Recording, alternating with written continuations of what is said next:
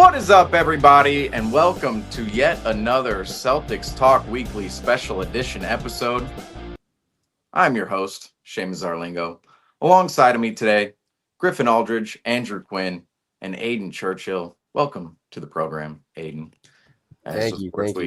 We talked before this Celtics Knicks series. However, now looking back at the Celtics Knicks series, we see the Boston Celtics. They fall to the New York Knicks 4-2 in the 2025 Eastern Conference Semifinals. And today we're just going to break down the entire series, give our thoughts on the Celtics Knicks series, and also give our thoughts on the upcoming Eastern Conference Finals and dabble a little bit in that topic as well. But today, just starting off, we always do initial thoughts on Postgame and the CTW show and all of our different episodes.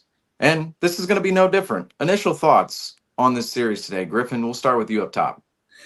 I mean, I'll give you two initial thoughts. I'll give you a Celtics standpoint and an NBA standpoint. But for the Boston Celtics, disappointing again. We had episode 40. Go check it out. Seamus and I on Celtics Nation Rise broke down kind of the series a little bit, but this we're diving in depth in.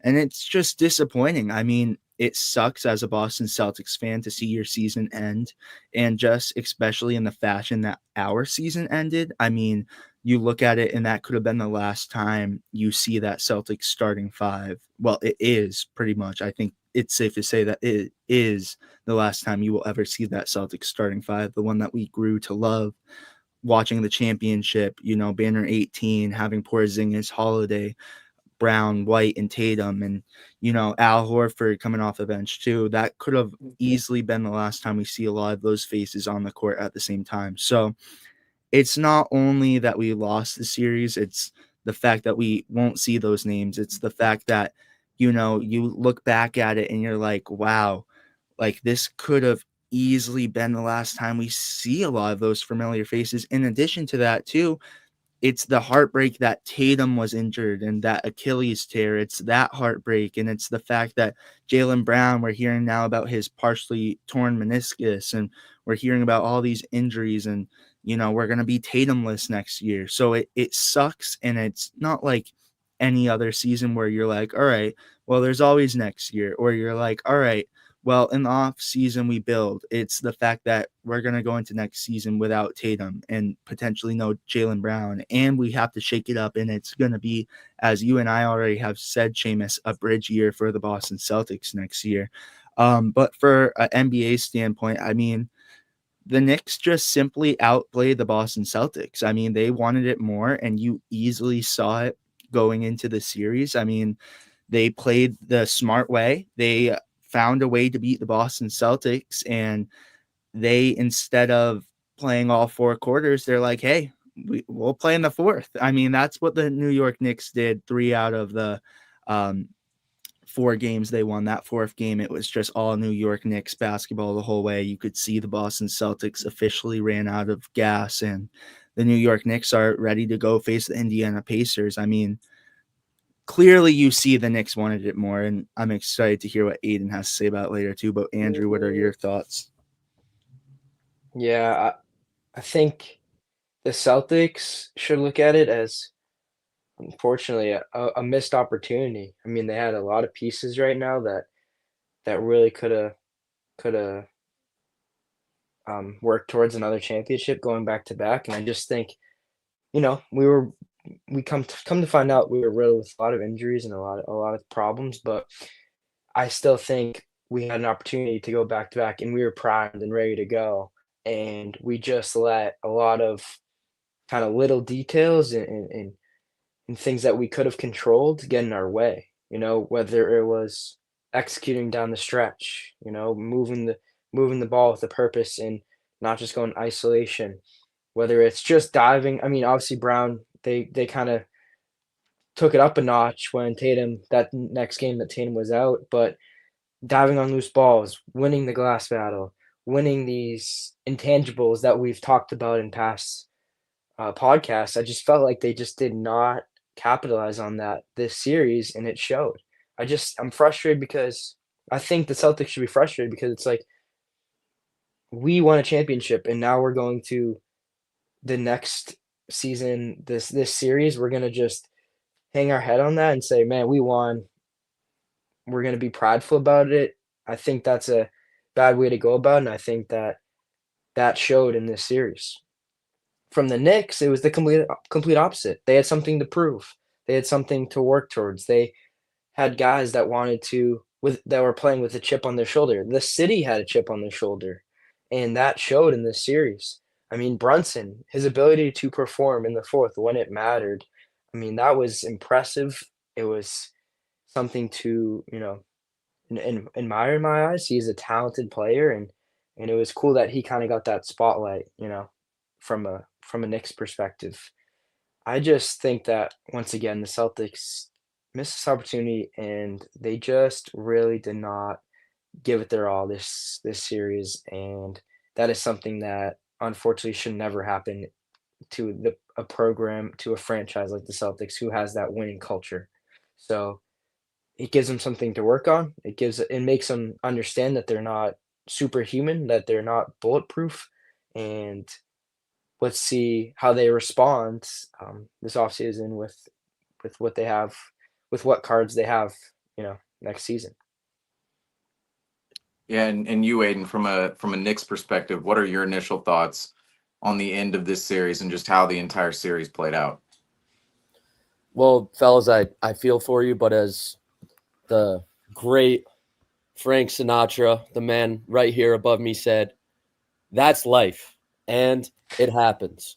And welcome to the club, because I have seen so many Knicks seasons and in so many horrible ways, so many worse ways than the Celtics season just ended. Now, the way that everything transpired with Tatum, and that is just, it's horrible. It sucks. It's like kind of quite possibly the worst injury that you see in basketball.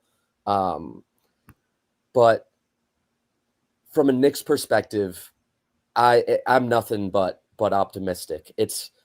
I can't believe, I think after the game, my main thought was that, like, I'm so lucky to be here considering where this team has been in the past.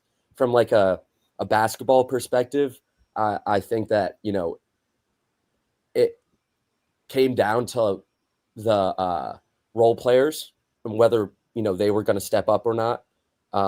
We saw that in game 6 with OG Anunoby. When he scores over 20 points, I don't think we've lost a playoff game since he's been a Knick. He's a big time X factor, and he played incredibly. But for the most part, it's just I'm pretty much, man. I'm grateful. Like those are my thoughts. I think the Celtics put up a respectable fight in Game 5. It seemed like they came out a bit flat in Game 6 and just never were really able to recover. But it also, like, you got to give the Knicks their flowers. They played so hard in Game 6, and it came out after the game that the players after Game 5 had a players only meeting, and that's just the kind of leadership that you want. And I feel like a players only meeting can go one of two ways. One way, it comes out after a loss and everyone's like, oof, that coach, that's bad for the coach. But if you have a players only meeting and you respond the way that they did, that shows that there's character and leadership in that locker room. And I think in order to, get to a place like the Eastern Conference Finals, and hopefully we shall see, it's going to be a tough series, but maybe the finals, you have to have that in your locker room. And I think last year the Celtics had that. I think Mazzulla is an incredible coach, but I think that that's the biggest difference between these two teams. It's not necessarily talent, even without Jason Tatum. I think the Knicks have a better roster without Jason Tatum, but it's certainly close. Like, it, I think, had more to do with the cohesiveness of each group and generally just the level of effort and the level of chemistry that the Knicks had, that in Game 6, at least, it seemed as if the Celtics were lacking that. Yeah, and in this series, I think what became evident and a key point you made there, Aiden, is it's close between the Knicks and the Celtics all series long, or sorry, not even all series. Let's say all season long. We were talking about, oh well, the Celtics, they just have more mismatches against the New York Knicks than other teams, and they match up well with the Knicks, and they have more talent than the Knicks, and we just heard all of this, what ended up being propaganda about the Boston Celtics when it came to comparing them with the New York Knicks. Because come playoff time, I think a key point too is just everything was clicking for the Knicks. Meanwhile, everything was falling apart for the Celtics. And the Knicks, they were actually achieving their best play of the year, while the Celtics, they were actually on the downturn from what their best play was back in March. But just the Knicks in general, looking at their entire rotation when it came to this series, I think some players on the Knicks established themselves over a couple of players on the Celtics that we Oh yeah. originally thought, oh, these are where the Celtics are going to have some of these mismatches. This is where the Celtics are better. But then in the series, it showed us, oh, wait, maybe some of these players on the Celtics, they're actually not up to par with what the Knicks Can have I on their name one? roster. Sorry to interrupt. Do you mind Oh, if I no, name we're, one of we're those going to go through all of them. matchups? Go ahead. It's because I could not agree more. For some reason, and I think that reason is some of the stuff I pointed out, like leadership, coaching, chemistry. The Knicks players or role players played incredibly. One name I really wanted to shout out, and is Mitchell Robinson. And he, Yep. in Game 6 specifically, I mean the whole series, he was plus. He had a crazy plus minus, in the positive direction.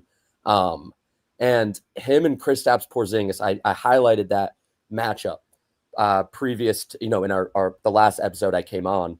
And even though Kristaps didn't play much, obviously he had we still don't really know what is going on with him. Super interesting. But I highlighted that because I said, Mitchell Robinson, underrated defender. He's so good at defense, and he has certainly flaws on offense, but he's one of the X factors for the Knicks if he can, stop Kristaps. He didn't directly stop Kristaps. I think that was whatever illness he had, but it just like the disparity of affecting their team's positive output or negative in Kristaps' case was just so large. And I want to read this quick stat. Over the 6 games versus Boston, the Knicks outscored the Celtics by 46 points in the 124 minutes Mitchell Robinson was on the floor. In the 169 minutes Robinson was on the bench versus Boston, the Celtics outscored the Knicks by 43 points. I mean, plus 46 on, minus 43 off. And that's from Tommy Beer on Twitter, X, whatever. So that match, it's incredible what Mitchell Robinson has been able to do, and he's the definition of a playoff riser when it comes to role players. Incredible job by him. You mentioned Mitchell Robinson. I'm looking at his game log right now because I want to get this stat correct. I believe this season, and Mitchell Robinson, not always the most available player in general. Injury prone. Mitchell Robinson, what is going on here with Basketball Reference? Well, first, he didn't play the first game against the Celtics this season. So let me see here. He didn't play the first game, didn't play the second game. Missed 3. So he missed 3 of 4. Mm-hmm. Yeah, the website's being a little weird right now. So, but there were a couple players for the New York Knicks, including OG Anunoby, who didn't play in the regular season matchups. Meanwhile, in the playoffs, this is where health plays such a role in teams making runs or not. The Knicks, they were all relatively healthy in this series. Meanwhile, the Celtics, they broke down. I mean, there were 4 or 5 different players on the Celtics that ended the playoffs with some sort of injury or banged up just a little bit. You talk about Mitchell Robinson. I mean, he's a key point in the grand scheme of the Knicks actually owning advantages in areas in which were thought to be advantages for the Celtics. I mean, the Celtics all year long, we were talking about, oh, the big man core, oh, the big man depth. Well, in the series, Towns and Robinson, they completely outplayed Porzingis, Horford, and Cornette in my mind. I understand Cornette, phenomenal game 5, solid game 6. But outside of that, in this series, I mean, Cornette, I was talking about Cornette the game before game 5. After game 4, I was going, ooh, he played 8 minutes, 0 rebounds. Now, I wanted to see him out there on the floor a little bit more, but during his minutes, he was being out-rebounded by Mitchell Robinson. And then you look at Porzingis and Horford, they were clearly outplayed by guys like Mitchell Robinson and Karl Anthony Towns, especially on the boards. And then when it comes to interior scoring, it felt like Towns and Robinson, they clearly held that advantage over Porzingis, Horford, and Cornette. And then Porzingis, I mean, he was thought of to be one of the Celtics' X factors and what made the Celtics so dominant of a regular season team last year, specifically when they won the title, because that was his best period of health for the Celtics. And even portions of this season when Kristaps was healthy, he was that X factor in what made the Celtics elite throughout the season. And throughout the last 2 seasons, I've compared Kristaps Porzingis on this Celtics team to Kevin Durant on the Warriors, where the Warriors are already good without Kevin Durant, or they were already good in the late 2010s without Kevin Durant. But then Kevin Durant comes along and makes them a super team. That's what Kristaps Porzingis makes the Boston Celtics. But ultimately, when he's not healthy and not producing, you see that effect go away. And in this playoff series against the Knicks, Porzingis, I don't know if he was ill. I don't know if he was tired. I don't know if he was just playing bad. I really don't know what the entirety of the story is with Kristaps Porzingis. They keep advertising it as, oh, a viral infection and a lingering effects of a viral infection. But realistically, you hear him, you watch him at the press conferences. He just seems tired. It just seems as if he was tired. And I'm like, I've never seen so much excuse making for a basketball player who's tired. Maybe Joel Embiid. Maybe that's the one player out there. But Porzingis in this series, there's no doubt he was absolutely awful and mightily outplayed by a guy like Karl Anthony Towns on the other end of the floor. And then just going to the forwards, and I'm going to include Hart in this conversation too, although I'm going to also include him in the guards because he's kind of that in between. And you know, he was throughout this series, he was defending Kristaps Porzingis on different possessions. Yeah. But Bridges, Anunoby, and Hart versus Brown, Hauser, and Tatum. Now, Hauser and even White, I'll even throw White into that conversation too, because he's kind of that back and forth. Hauser, first of all, goes down with an ankle injury in game one, and that's part of the health conversation of, well, the Celtics, they didn't have the luck when it came to the health. One of their role players off the bench, not a massive impact player, but somebody you're relying on for playoff minutes, certainly. And Sam Hauser, he goes down with an ankle injury in game one, so he's not even available until what, game 5, I believe. He came back in the series, and by that time the Celtics were already down 3-1. But Brown, Tatum, White, there were moments in the series where Brown, Tatum, and White, they were outplayed by Hart, Bridges, and Anunoby. And when I say outplayed, it's just from an energy perspective. It's an activity perspective. Defensively, how much intensity are you bringing to that end of the floor? And then offensively, too, the Knicks, it was very evident the Knicks throughout this series just had a different feel to themselves when it came to driving to the rim, getting their shots, executing their offense.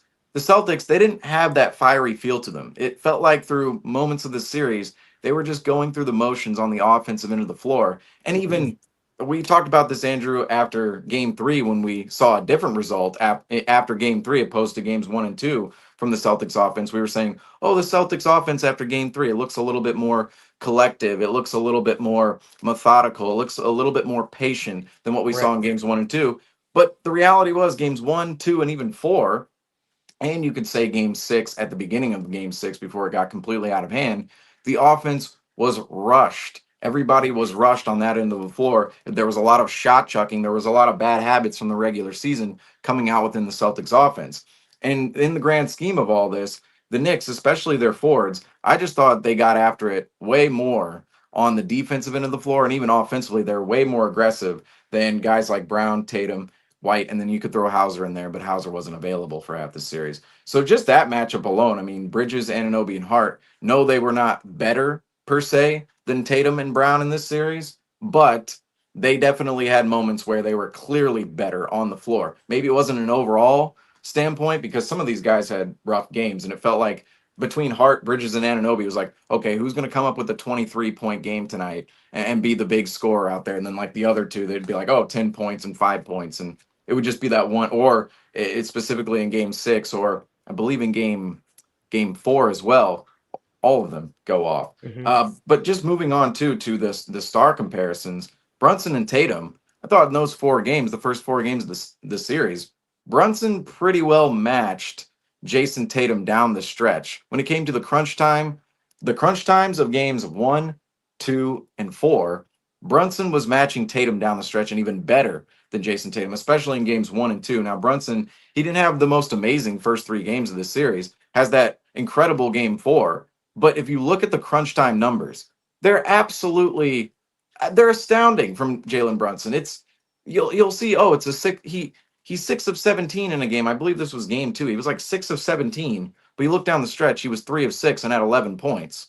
And it's like, whoa, he basically the Celtics made him ineffective for 3 quarters, and then when it was his time to perform, he had no problem performing down the stretch. And I didn't think, obviously, I mean, Tatum and Brown had terrible first 2 games of this series, and Brunson, he wasn't, again, I mentioned he wasn't at his most efficient level early on in this series, but I felt as if down the stretch of games, Brunson was certainly outplaying guys like Tatum and Brown. And Tatum and Brown, we've seen those traits come out of them in the past, and they came out in this series, and you could just see the composure. The Knicks were a lot more composed down the stretch of games than the Celtics. And just moving on further to guys like Drew Holiday, and even, you could throw Al Horford into this conversation as well, just being older gentlemen on the Boston Celtics. I felt like if you just look at Josh Hart and Drew Holiday, I almost feel like Josh Hart is becoming a better version of Drew Holiday. Is he maybe as experienced or as defensively skilled as Drew Holiday? Maybe not yet, but the athleticism, the grit, the toughness, everything that you want in a player. I mean, it's just the activity. Drew Holiday is almost 10 years older than Josh Hart. Not quite. Josh Hart's what, 27, 28. Drew Holiday is 34, 35. Yeah. So not quite 10 years, but you get the point. Is course. Drew Holiday is an older player. I mean, the durability between Hart and Holiday, Hart is going to have it. Hart plays nearly 42 minutes a night, and his engine is just running, running, running. And then there are portions of the games where Drew Holiday and Al Horford specifically, and even Kristaps Porzingis in this series, they just look like old guys. They look slow. They look rickety. The Celtics look slow and rickety compared to the Knicks, who all look active and like they have burst, they have speed. And I wrote this down somewhere. I mean, the Knicks, they were just in this series. If you look at the two teams, it just the Knicks looked like the younger, faster team. And we talked about this yesterday when we were either on the Jaylen Brown pod or we were on the CNR recap yesterday. But we talked about how in this series or throughout the season for the Celtics, that was a problem of the Celtics. We faced the Oklahoma City Thunder, the Cleveland Cavaliers. The constant theme that came out was, oh, those teams look quicker than us. They look a little bit more athletic. They look like they're motivated, and the Celtics look a little slow. They look a little bit older. That came out in this Knicks series as well against a team that not many people thought the Knicks were going to look quicker, faster, more active than the Celtics in this series, and that was 100% the case. And then just to hit on the bench real quick, Pritchard didn't have as big of an impact in this series as he should have. And the minutes with Pritchard were very confusing because it felt like there were moments in the series where he was very effective, but then Joe would go away from him for other lineups and different combinations on the floor. And maybe that's a defensive thing, but offensively, Pritchard, he did have his moments in the series. But I felt like a guy like Miles McBride, for what he was doing on the defensive end of the floor, and then the little spurts of offense Miles McBride would provide. And it would usually just be, and we saw it the most in game 6, oh, just a corner 3, a wing 3 in transition. Maybe there's a transition dunk, a fast break dunk for Miles McBride to pick up, or a cut to the rim and somebody's throwing him a pass and he's getting a dunk or a layup. Miles McBride, there were games in this series where he was actually producing offensively. Obviously, he's not the best shooter in the world. He's not going to create his own offense, but he was coming through for the Knicks and just simply hitting his 3-point shots when his opportunity was there. And then, of course, going towards the rim, there were a lot of opportunities where he got the MSG crowd going. I mean, the lasting moment I'll remember of game 6 is right before halftime, right? I believe it was right before halftime. The Knicks, they had their Peyton Pritchard moment. Peyton Pritchard, buzzer beater, halftime of game 5 before the Celtics are winning the title. The Knicks, they're blowing out the Celtics at this point in time in game 6. And what happens? Transition, Knicks on offense, ball kicked over to Deuce McBride, whole MSG crowd. Deuce. 3. Clank. Shouldn't say clank. Swish. Right through the net. And that's the Peyton Pritchard moment. The Knicks are celebrating. And I'm sitting there going, I can't believe what I'm witnessing right now. I'm this is This is the anti-Celtics moment entirely. Like this could not be worse for the Celtics. And I just thought that makes a point of McBride. He made an impact in this series almost on the same level as Pritchard. And that's a matchup where you think, oh, Pritchard, he's supposed to have a superior advantage over Miles McBride because, oh, Peyton Pritchard, he's the sixth man of the year. We know what he can do off the bench. And I felt like their impacts, they were fairly equal throughout this series. And just the rest of the bench. I mean, the bench wasn't very deep for the Knicks. I mean, you played Cameron Payne, Precious Achua a little bit, but it was really seven deep. And Robinson and McBride off the bench, they were your seven. But then the Celtics, you take out Hauser from this situation, and the Celtics, they were about 7, 8 deep themselves. I mean, you talk about, oh, the Knicks, they don't have much depth. They don't have much depth. They're only going seven deep. Well, the Celtics, they were basically doing the same thing because in this series, Joe Mazzulla was reluctant to play Luke Cornett in the series. And then you have Hauser injured, and you're looking at a lineup of your starting five, Pritchard, Horford, and then, of course, this is what happened. Jason Tatum went out. And so it was Tatum, Hauser, they were both out. So this was after game 4. Tatum and Hauser, they're both out of the lineup. At this point in time, Mazzulla is reluctant to play Cornett, but then he's forced to play him because his rotation is essentially Holiday, White, Brown, Porzingis, who he cannot rely on to play an entire game, Horford, who's 38 years old and starting, and then you have Pritchard off the bench, and then Cornett that he's reluctant to play. And then luckily the Celtics got Sam Hauser back for that game 5. But then after game 4, you're basically looking at the Celtics rotation going, there's 7 guys here, and one of those 7 is Porzingis, who's been absolutely terrible. He's been rendered by an illness this entire time. And then Brown, he has the knee injury in which he's been dealing with since March. Holiday, he has that hamstring injury he's dealing with. Horford, he's 38 years old in the starting lineup. And it just starts to paint a picture of how the Celtics really fell apart in the series outside of just the X's and O's. It was just from a personnel perspective. It was like, it would have been, real quick to interrupt, it would have been really funny to see an injury report where it's like Jason Tatum, meniscus, Jaylen Brown, knee, Al Horford, old. That would have rocked. well, Al Horford, the Al Horford old notification is the Al Horford left big toe. That's the Al Horford is old. Like That's the one that indicates Al is like, oh, okay, we're sending him out again tonight.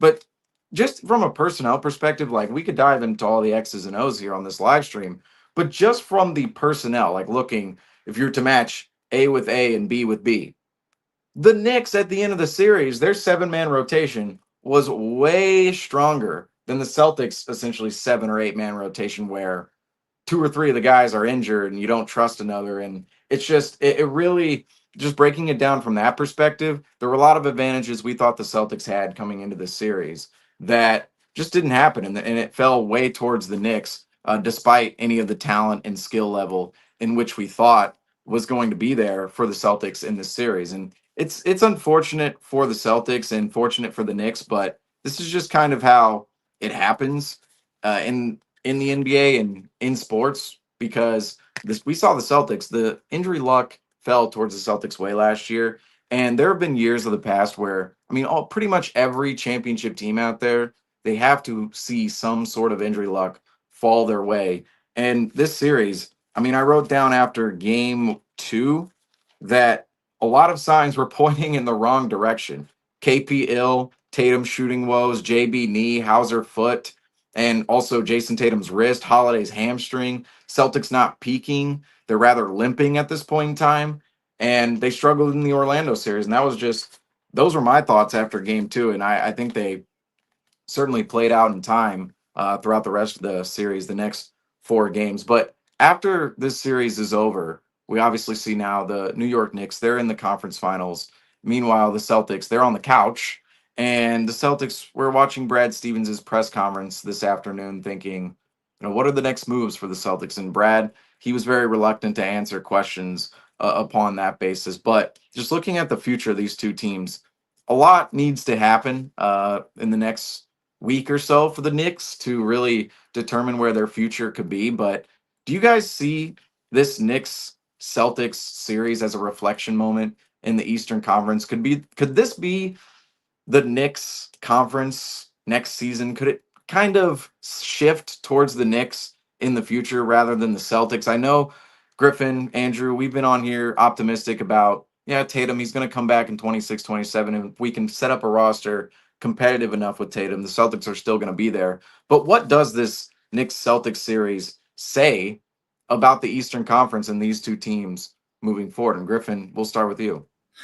Yeah, I do have to say this kind of provides some thought that, look, I mean, the Knicks could easily control the East next year. You know, Cleveland, they have some contention too, as well as Indiana, the team that New York's going to go up against. And I feel like there's going to be still some talent in the East, you know.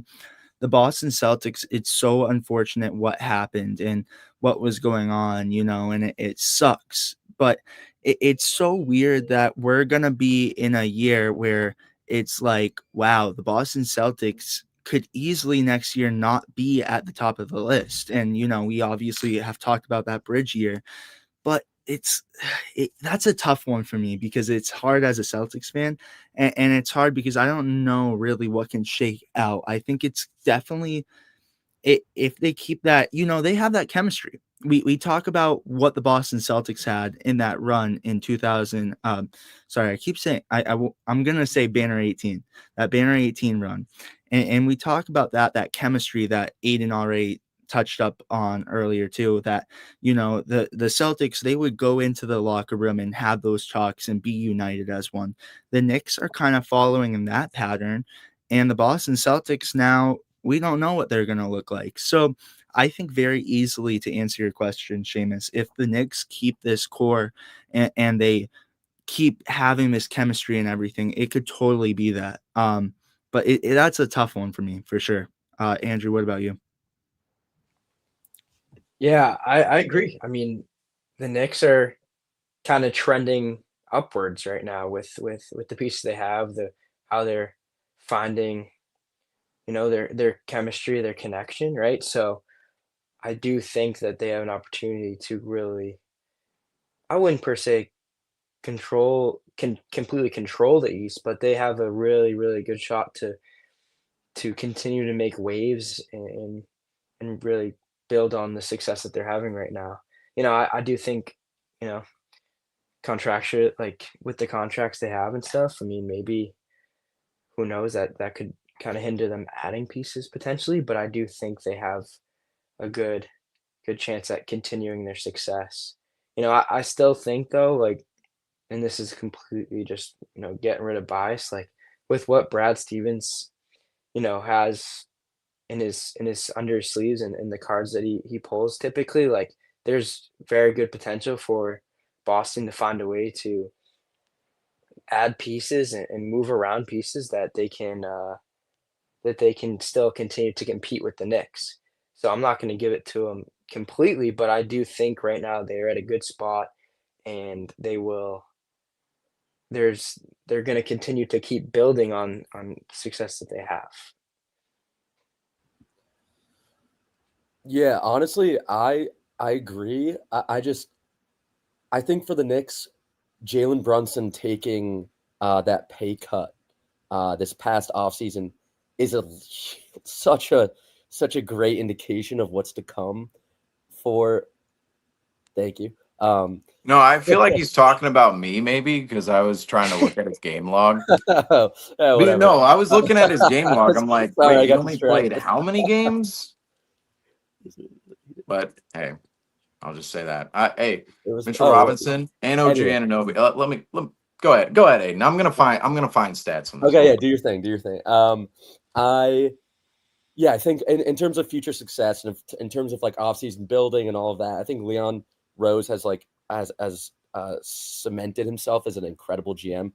Brad Stevens is incredible as well. But I think if you look at where the Knicks are financially, they are for the next at least like 3 to 4 years in an incredible spot to continue the success. Where that success goes is still a question. Game 1 hasn't happened yet of the Eastern Conference Finals. I think that's going to say a lot. I think we'll be able to see. Indiana's a young team too. They have a insanely deep roster. And I believe that watching these two teams face off, and knock on wood, but both of them are healthy. And as you know, the Celtics Knicks series, health was a factor. I still believe the Knicks would have won either way. That's a different argument. But I believe that these two teams, Indiana and New York, have such a bright future in the East. And I think part of that is due to the fact of how uneven the East and the West is going to be next year. Jason Tatum out, specifically with Giannis possibly leaving the East to go to either San Antonio or Houston or Oklahoma City. Those are the top three favorites on DraftKings right now to land Giannis. So there has to be, I guess, somebody who takes the reins. And to me, I say, why not New York? Yeah, the East next year, we're talking a lot about the Celtics offseason recently, obviously, on this program. And everybody thinks, oh, step back, step back, step back. And I'm thinking, I don't know. The East might be, it's like the East, it might be the same as it was this year. And I feel like the Cavs, nobody really believed in I shouldn't say nobody, but I felt as if there was skepticism. I think that's more fair to say around the Cavaliers this season. And people believed in Boston. But then now looking at the conference finals, oh, it's the Knicks and the Pacers. And I want to point out too, the semifinals in the East, at least, included the same four teams the last two seasons: the Knicks, the Pacers, the Cavs, and the Celtics. Those are easily the top four teams in the East right now. Everybody who went out in the first round, I mean, they had flaws for one reason or the other. And I just look at the complexity of the East. There are certainly some teams that are on the rise right now. You can make a case for to be competitive in the East in the future. Certainly Orlando, Detroit looks like one of those teams. You never know what Miami can do with all of their assets and their savviness down in South Beach. So there are some East teams that you look at and go, okay, they should be better next year. And even looking at the bottom of the conference, you'd have to think there's always one team that's just a little better. Although perpetually we do see the Wizards, the Hornets, the who am I even thinking of at the bottom The of the Bulls are conference right it's now? it's the Atlanta and Chicago But Invitational. That's what they should rename the plan. So they're always like 9 and 10 every single year. was thinking of I was at the bottom of the league. It's like the Raptors, the Nets, they're always terrible. I was thinking a couple of weeks ago. Okay, so I went back to I was looking at old thumbnails, right? Did a thumbnail for the play-in tournament back in November because we had a conversation during the NBA Cup about, oh, should we just get rid of the play-in tournament, right? And I believe the three teams I put on that thumbnail was the Hawks, the Bulls, and the Heat.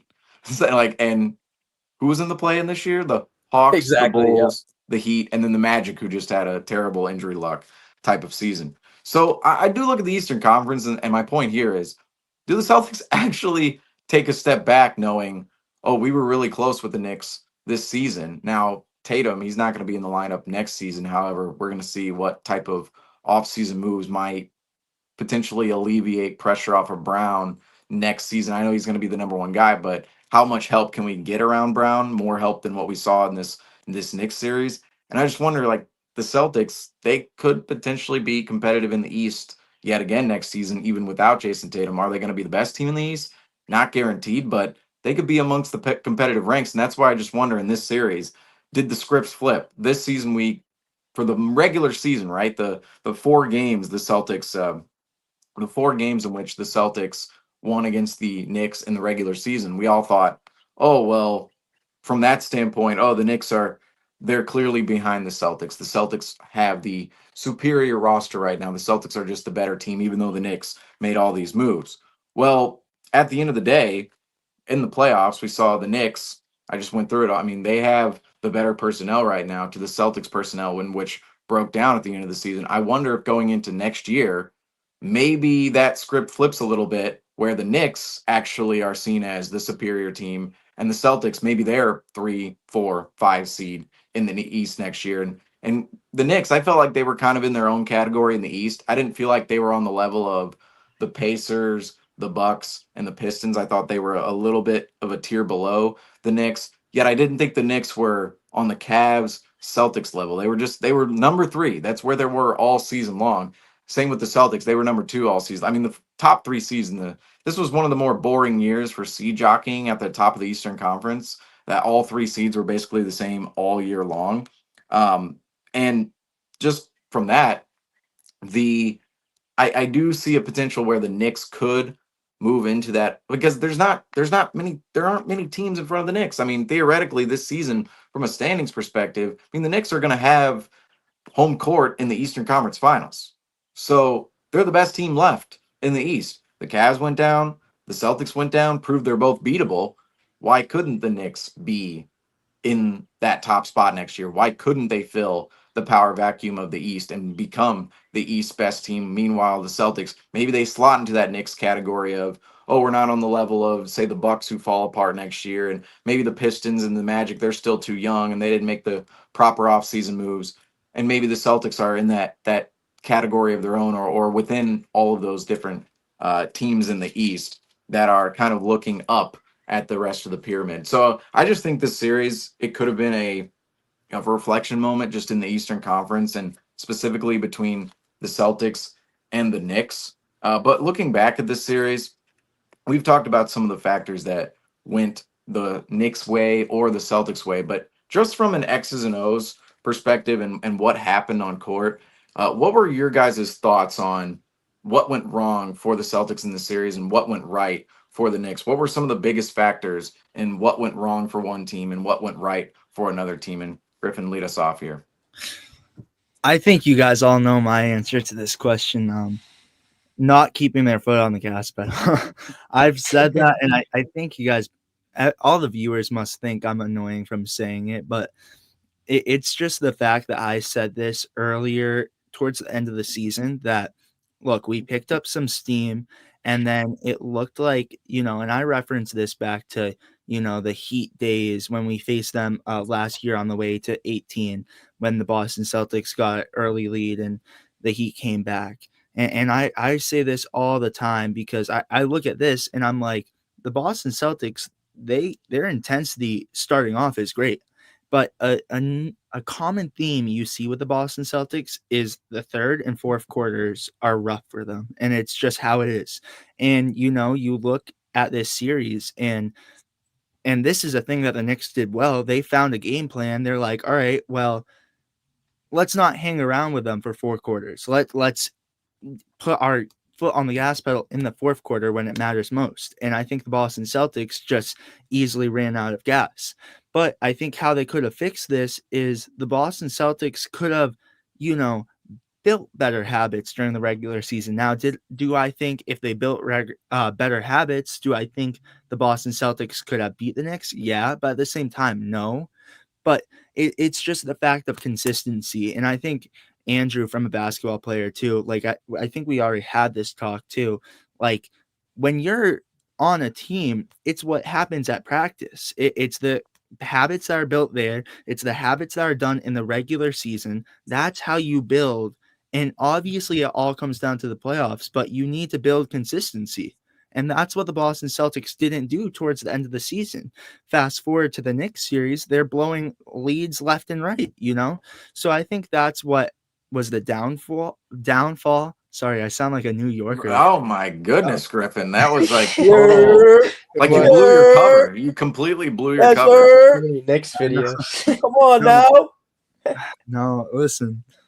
I know my word. That's why I have water on standby, because I just, like, I don't know, I stutter a lot, so we gotta get the water going. But no, but I think from the Knicks perspective, I think this is like, they just wanted it more. I mean, you saw it, and I'm gonna mention something that we were taunting Aidan about, on the Rivals Showdown. Everyone go watch that, because that was so funny, even though he got the last laugh, and he made it well known throughout the series that he was getting the last laugh, because after every loss he was like, oh, what happened, or something like that. Shout out to Instagram comments.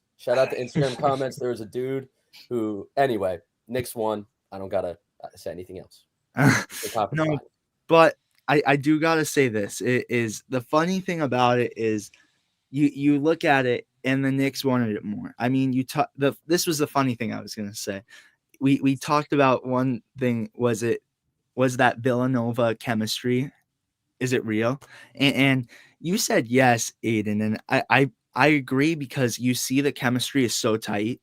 And I think that's one thing too about the Knicks, that they're just they really remind me of the 2018 Boston Celtics. I mean, for how tight their chemistry is, and it's just undeniable that they wanted it more. I mean, if the Boston Celtics wanted it more, they would have won the series, you know? I mean, you look at it, you look at injuries, yeah, they stand in the way, but the Knicks wanted it bad. They gave it all their heart, and they found a great game plan in order to beat the Boston Celtics. And that's all right. We'll hang around, but in the fourth quarter, we're going to go full force and we're going to beat you there. And that's what they did. And that's why you saw the series going to the outcome it did. So, Andrew, what about you? Yeah, I talked about it the entire series. The Celtics, when they had the lead, they were just playing with their food. Like when you have a lead, you're supposed to take good, high quality shots. You're supposed to run the shot clock down and get and move the ball and get a good shot within the shot clock, right? And then you're just supposed to, offensively, I just mean like move the ball, get good shots. When you get an offensive rebound, take it out and let the clock run back down. I just said that, but I really think we just were way too panicky on offense. Like I said, we just were moving way too fast. We weren't, getting all the guys involved. We were in isolation a whole lot of basketball, and it just really messed with our rhythm, I think you take bad shots, you get an offensive rebound for the Knicks, they get to go down on the offensive end. Like when you're taking bad shots and you're out of your offense, it's just harder to make shots. The ball has energy. When you have and one passes, when you have post feeds and kickouts, like we just did not offensively really, really control that end, and it showed. And I also think the Knicks made us work on the offensive end too, though. Like Anunoby, Bridges, these guys are in our heart. These guys are in our grill, in the Celtics grill the entire game, just making it tough for them to run the offense. And I think throughout the series, like I said, we had to work harder for our shots. And during the regular season, it just didn't feel like we faced that kind of pressure that in this series we did. And it showed that we just kind of crumbled in that scenario. So that was a problem for the Celtics. And then I already said it, but defensively, just not working hard, just letting them really get the shots that they want, not diving on loose balls, not rebounding. It just was not a good performance from the Celtics. So that's really what it is. And I think, like I said, just playing with our food when we have a lead, it's unacceptable, and need to figure out how to do that better. And from your perspective, Aidan, what were some of the factors that went right for the Knicks in this series, and what also went wrong for the Celtics? Wait, before you go, I gotta address this. Sorry, it's terrible posting. I gotta address this real quick. Yeah. A guy with a Cardinals hat. Who does he like, Boston or Indy? Celtics Talk Weekly. We're on here, this program, right? Let's explain all this. Go Pacers in the Eastern Conference Finals. No pettiness against the Knicks. None at all. Just none. Just go Pacers. All right. Go. That's just who I'm picking. Go Pacers, right? As for the Cardinal hat, I'm from St. Louis.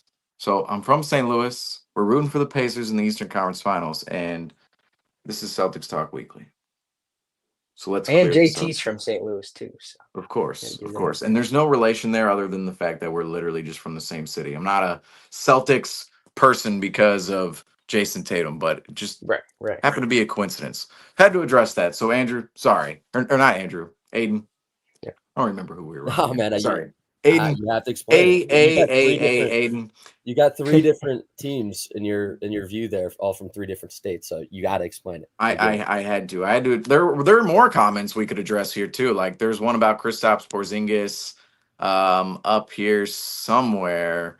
Here, We're go basically yeah, clearing after this this, up. after Kristaps Porzingis yeah. makes the Celtics elite. If he's not performing, the Celtics can still be very good. But obviously, in this series against the Knicks, when you don't have, Jason Tatum at the end of the series, when Sam Hauser's hurt, when Holiday's dealing with an injury, when Brown is dealing with an injury, it becomes Kristaps Porzingis becomes a little bit more crucial in that situation. And obviously, he wasn't able to We talk about it all come the time. through. Like we talk about it all the time. It's that margin of error, and Kristaps Porzingis kind of brings that margin of error, kind of widens it. But when he's Right, not right. performing to his right, when he's not performing to his best ability, then that margin of error kind of shrinks. Are the Celtics still one of the best teams in the league when Porzingis is not playing? Yeah, but Porzingis just brings it to another level where the Celtics don't have to, like I said, get as good of shots, control the ball, control the pace. Like it just makes their lives a lot easier on the offensive end and just in totality. Yeah, and regarding like what the Knicks did well and what the Pacers, I'm on to the ECF. Come on now, but regarding what the Celtics didn't do and what the Knicks did do, each Knicks win was highlighted by a different player. Mhm. Game 6, you could make the argument that it was OG or that it was Mitchell Robinson. And I believe it was Game 3. You saw Mikal Bridges score 14 points in the fourth quarter and absolutely go off to beat the Celtics there. And see that's the difference between last year's Knicks and this year's Knicks. Last year, and honestly, for a few of the games in the Piston series that they, the two that they lost, this is what they were struggling with, and I'm really happy that Tibbs figured this out and implemented some new strategies. But when the Knicks are going iso ball with Jalen Brunson, everyone's on one side of the court and Brunson's on the other, and that they strictly do that offensively, they are an inefficient team and they are not good enough to beat Boston.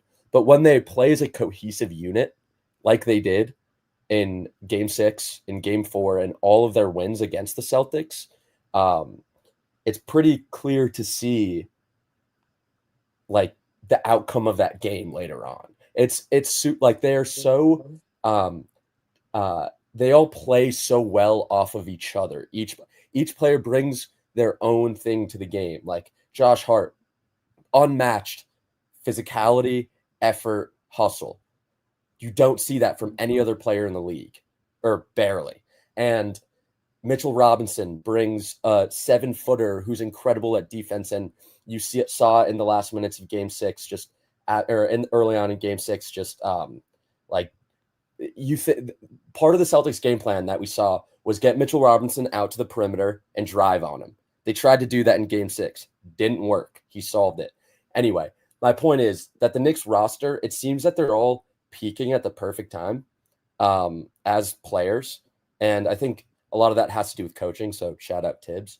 But I think also they're a squad that's super dependent on momentum, which obviously any NBA Finals run is, because it's basketball. It's a game of runs, but the Knicks just get on fire when they're cooking. And basketball-wise, I think that OG Anunoby has only really like scratched the surface of his potential. I think when he is confident offensively, the Knicks are going to be super hard to beat. And notice I said confident and not good, because when he is confident, he is good. I think it's strictly a mental thing. I think he has all the capabilities to get there. It's just whether he wants to assert himself or not. But overall, for the Celtics, I believe. Listen, there's an unspoken thing. We're talking about X's and O's, but there's a thing that you can't game plan against, and like it's gonna sound funny, but it's vibes. And you can, like, the way the game started at Madison Square Garden in Game 6. Within the first 5 minutes, you just you just knew, like, you could see the way the Celtics were, their body language on offense and actually specifically on defense was not great. The Knicks were firing. They were clearly upset and wanted revenge for the previous game, where they absolutely just did like a horrible job of coming out with that same passion. And it's so cool, you know, being a Knicks fan to root for a team that has that kind of vibe where like they all are so passionate and are so like, it's hard to explain it. You just, their vibe is just something that I'm super, super like proud of, because it's not all necessarily talent. We've discussed that. It's not. It's a lot of it has to do with the way that these players are and coaches are kind of asserting, like the way they're choosing to assert their mentality. And I think it was, I forget which analyst said this, but, or not analyst, but I remember it was Gilbert Arenas. He compared Jalen Brunson to Kobe in terms of not physical talent, of course, but in terms of mentality. And I couldn't agree more. Absolutely. And I have to, unfortunately, I have to head out, but I'm going to give a quick series prediction for Knicks Pacers, and it's going to be Knicks in 6. Book it. All right, fellas. Thanks for having me on. Appreciate you guys. We'll See you later, Aidan. All right. Thank you, guys. Take care. Thank you for hopping on. Thank you. Thank you. So our resident Knicks fan is now leaving the program here on this beautiful afternoon. How's the weather up in Portland today, Griffin? How's it?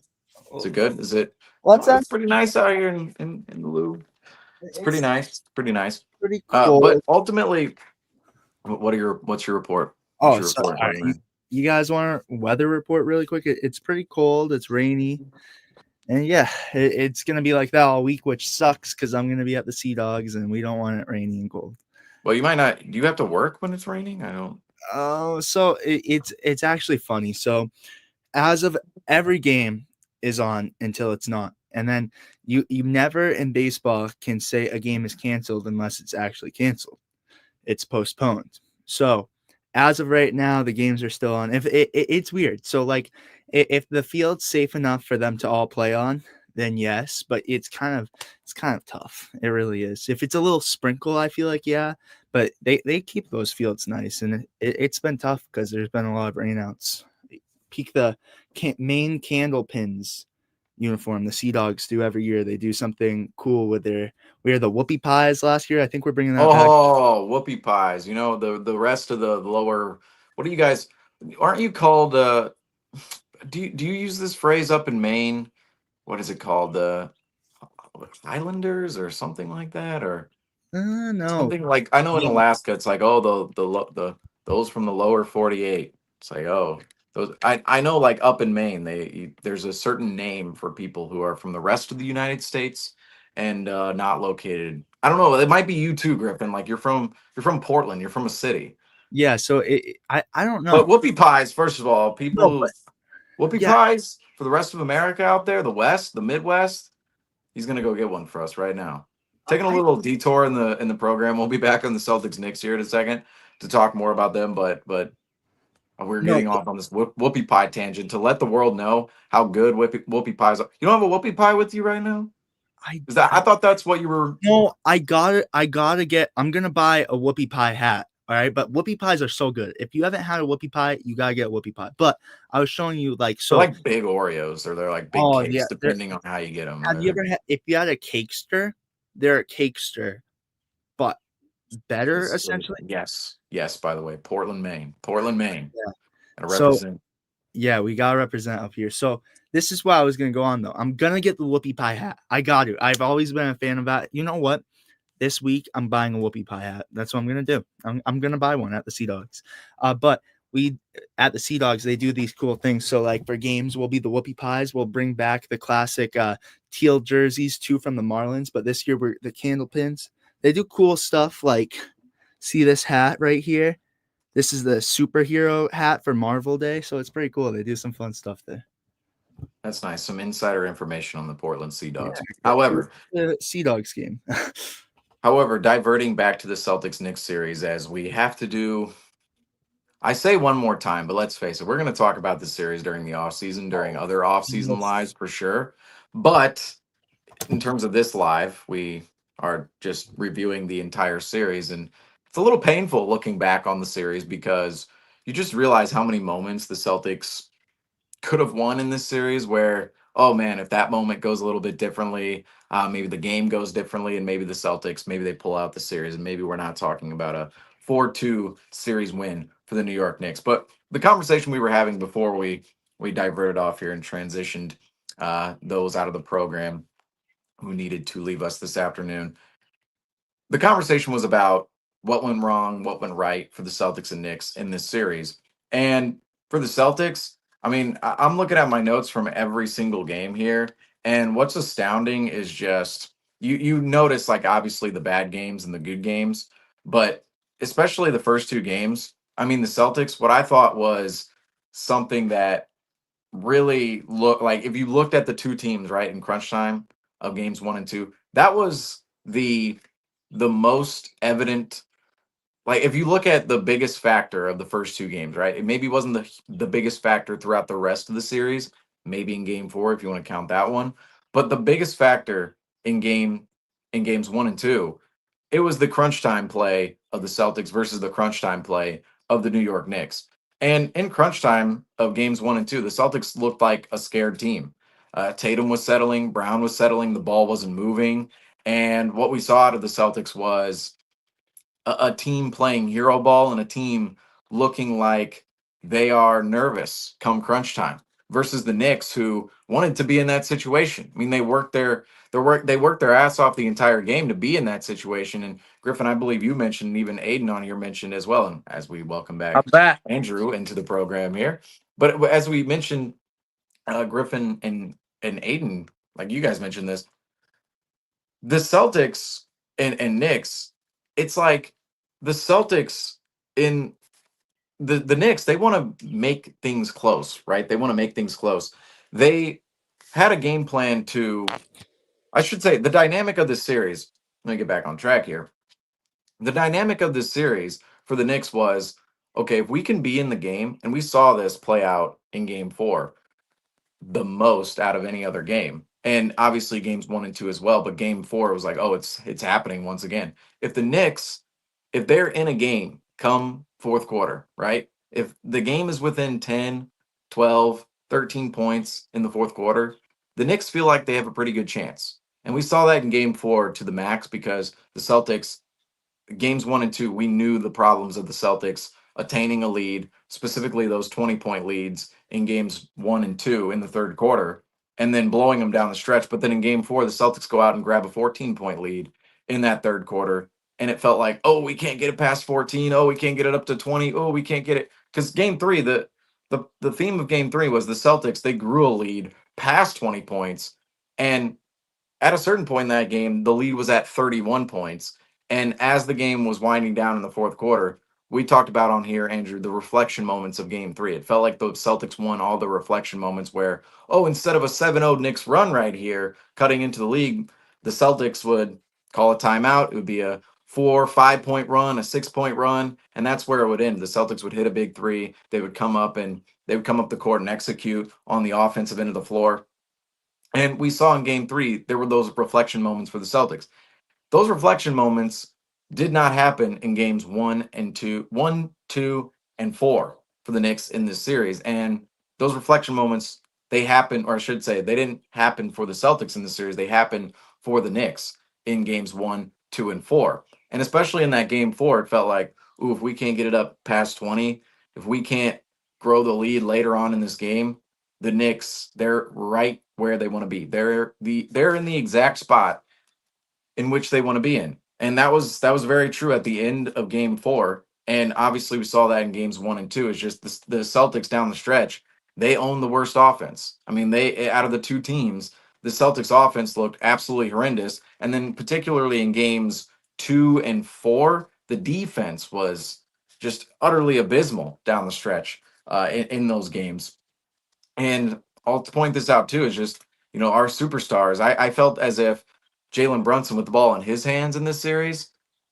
I don't know about you guys, but I felt more confident in the Knicks' ability to pull out a game down the stretch with Jalen Brunson than I did the Celtics' ability to pull out the same game with Jason Tatum and Jalen Brown. The And if I could decision just say making, something, Yeah. Of course, of course. Yeah, like, on top of that, like, when your stars are not making good decisions, I mean, that just trickles down into the entire team. When you have leaders that aren't, controlling the ball, aren't controlling the pace, aren't making good decisions, your bench role players are not gonna make the good decisions as well, right? So, it just shows that really falls in line, and it's same with shot attempts, right? Like, we had Derek White shooting some crazy shots, right? But that started with Tatum Brown. But continue, Seamus, continue. No, when you're talking about decision making and just the decisiveness on the offensive end of the floor and the game plan, I mean, that's what I thought was such an indictment against Brown, Tatum, and also Joe Mazzulla in this series is just the crunch time play and the game plan down the stretches. I mean, we've seen this plague the Celtics in the past and past playoff series, particularly in 2023. Obviously, 2024 went a lot differently, but even in the 2024 run, there were moments where we could point this theme out within the Celtics offense. It's just the stagnation down the stretch, the inability to execute the offense based upon what it looks like the entirety of the game. Down the stretch, the offense just becomes very hero ballish. It becomes very, oh, you or me, very, very what do you call it? Very static. Obviously, we use the word stagnant, but just not very creative whatsoever. I mean, very, very bland.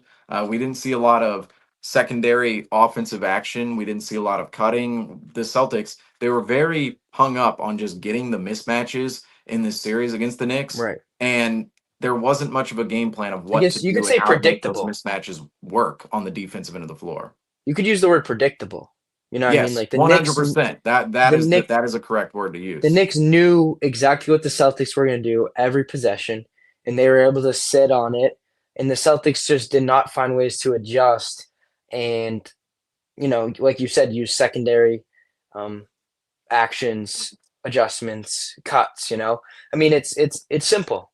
When you're like, I'll use it in terms like for a curl, like a curl screen, like we talked about this all the time, as I play basketball. A curl screen, a defender sets it down like a down pick and you curl off the screen towards the basket.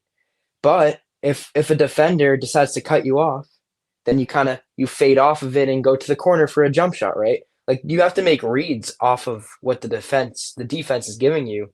And it just seemed like the Celtics were not doing that and were not making the Knicks work on the defensive end. Just letting them sit in help side and letting the offensive guys just drive right into them, creating turnovers, creating there was no chance for the Celtics to really create on the offensive end and make passes and get easy buckets. And I think that's another thing that we saw with the Celtics too. It was just hard buckets every single time, tough shots that are just not efficient and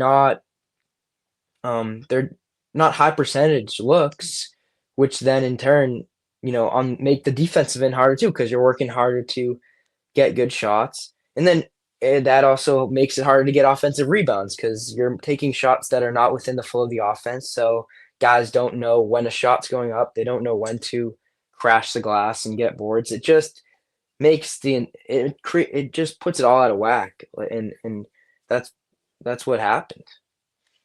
Yeah, and the offense in this series too, just or I should say about this, I mean the Knicks defense, you have to give them credit in this series because they were very active. Their physicality was just at another level in this series. I thought it was way beyond the Celtics level of physicality.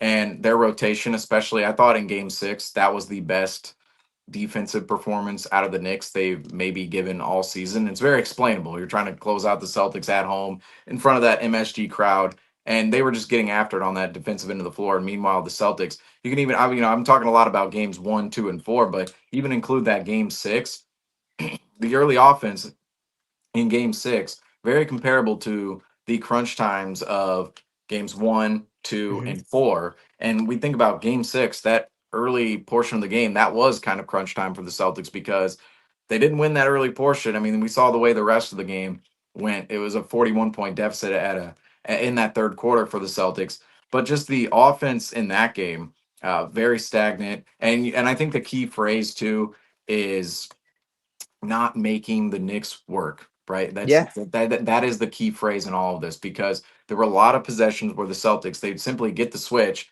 and it would be, for example, Jason Tatum on Jalen Brunson, or Jason Tatum on Karl Anthony Towns, or Jason Tatum on Mitchell Robinson, or Jalen Brown on Jalen Brunson. It would be those type of mismatches, and those matchups specifically, those mismatches specifically, were what the Celtics were trying to target in this series. And we saw time and time again, what were the Celtics doing, and specifically Brown and Tatum, in that superstar facilitating role? They weren't facilitating, they were trying to find their shot. And on top of that, they were taking bad shots. They were taking Yeah. long mid-range shots. They were taking step back threes, sidestep threes. I mean, Jason And Tatum, for as efficient of a game 4 as he had, the decision making on the offensive end of the floor was deplorable. It absolutely was. And a lot Because of it was that has just to do, Tatum though. shooting the whole time, and just bad shot after bad shot. A lot of Yeah. them went in, thankfully. It was one of those nights, but we see on other nights, games 1 and 2, those shots didn't go in, and it looks No. absolutely awful. And it And a affects lot the rest of of the that team. has to do with that. A lot of that have to do with that is just lack of off-ball movement from like other guys when Tatum is in isolation. Like you want to get the defense on help side, like out of kind of that out of the paint. You know, you can't obviously be in the paint, but out of the painted area. And then Tatum is driving into two guys, you know, forcing up a tough shot over two guys. It's like, how do we give Tatum the best chance to create, but actually get a good look rather than that tough contested look that really is low percentage, you know? Before we move further into this conversation, so let's clear this up for everybody. So Griffin, you're in Portland, Maine. Andrew, you're now in Wakefield, Massachusetts. I'm now in and Wakefield, Massachusetts.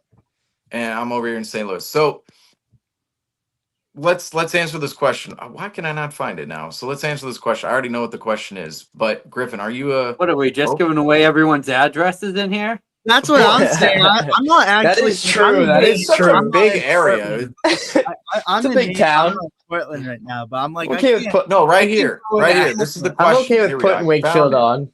I found it. I found the question. I found the Was that for question. me? Was that for me? Yes, that was for you. Yes. Oh yeah, I'm a Red Sox fan. All right, I don't know where we're going. this with is what we're going with. I'm a diehard Red Sox fan. I'm a diehard Celtics fan. I would say Celtics is a little more than Red Sox. You know what we gotta do? We have to do a podcast this off season and get to know everyone and like say everything, you know. But Well, not everything. Not everything. You didn't. everything. I might get kicked off the show. You guys know that. Find out more about me. Yes, sports wise. But all right, so I'm a diehard Celtics fan. You guys know that Celtics tattoo. I bleed green. I am a diehard Red Sox fan, but it's went down the hill a little bit. And then I would say Bruins. I'm a Bruins fan.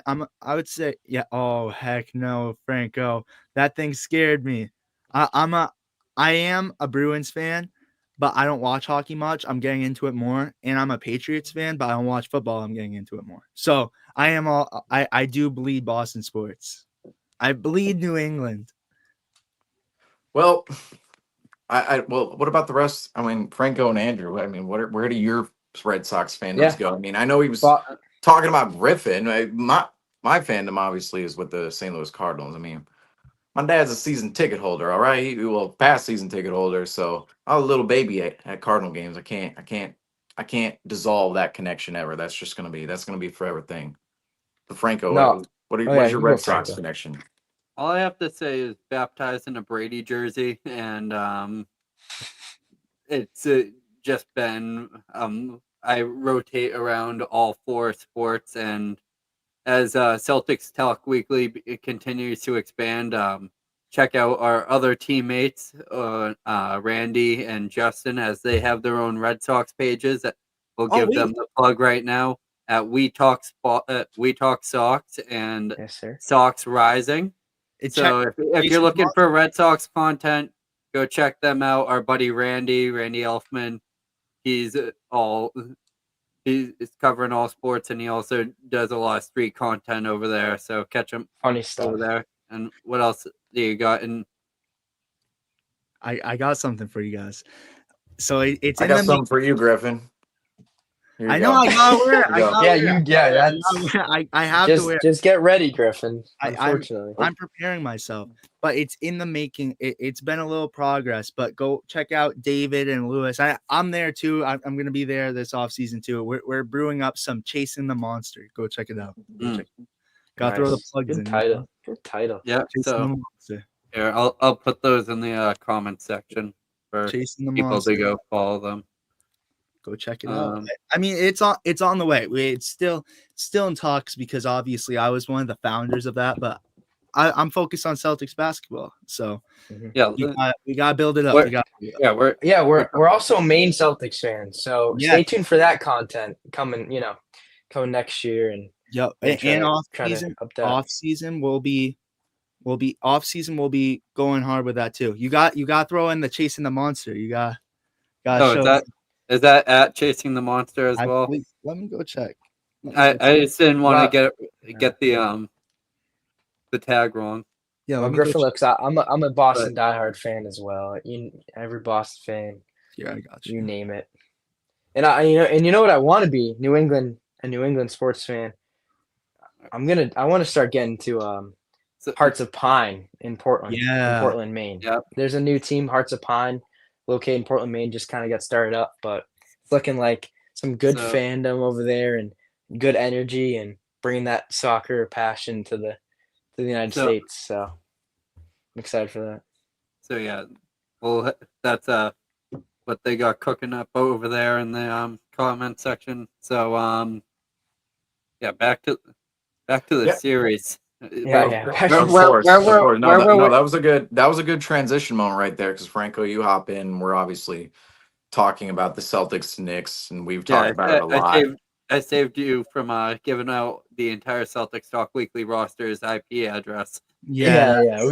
I Of course. appreciate it, Franco. It's like, oh, everybody. I got the files right here. But just turning our heads back to this Knicks Celtics series, and every time I say that or every time I transition back to it, I'm like, do we really want to talk more about this Celtics Knicks series? Like, geez, like why do we it's like, oh man, we have to talk about it, but we talk about it after 6 games and all the specials, and I'm like, oh, how much more painful can this get? How much more painful can it possibly get, especially now looking back at the series and knowing it's already over? Because a lot of these moments we were We have to stop for that one. I'm betting Nick Yak right now. I'm just saying this. If you talking about your wife like this and ex-wife. Okay, Ex-wife, I see the ex. yes, Okay. Ex-wife. I see. I was like, I thought he was talking about his wife. I was like, No. you're talking about your wife like that in the comments? It's like, you got to be careful, man. You got to be careful. I'll give some little. All right, it's Joking based about on- that stuff, it'll actually turn out. It's based on Wally the Green Monster. So like, hold on, I'll even show you guys really quick if I can pull it. Wait, before I don't know if you could pull this comment up.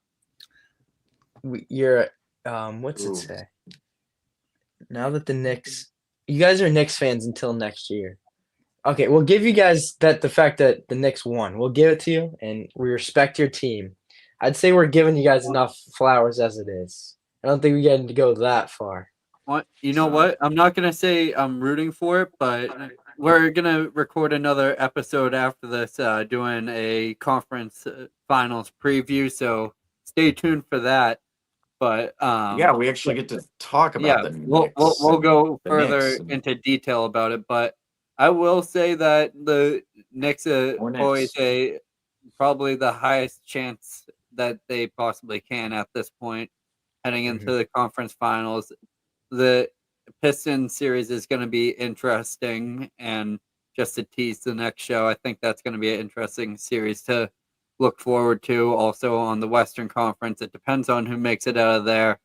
Do the Knicks stand a good chance against Oklahoma City or the Minnesota Timberwolves? We'll have to wait and see for that, but according to the track record of the regular season, they lost both matchups against the Knicks, against the Thunder this year. But as we saw during the Celtics series, that doesn't matter a single bit what happens during the regular season compared to now.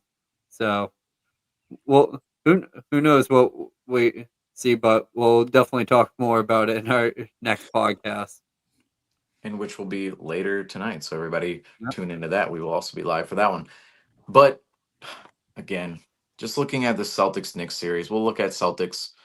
Well, we actually won't look at Celtics anything later. We'll be looking at Knicks No. Pacers later. But looking back at the Celtics Knicks series here, Franco, you're obviously just joining the program with us. We've talked a lot about this series over time, but what are your initial thoughts in general when you see on the bottom of the screen NYK wins series 4-2? We've been able to sit on this for a couple of days. What are your initial thoughts coming out of the series against the New York Knicks for the Boston Celtics?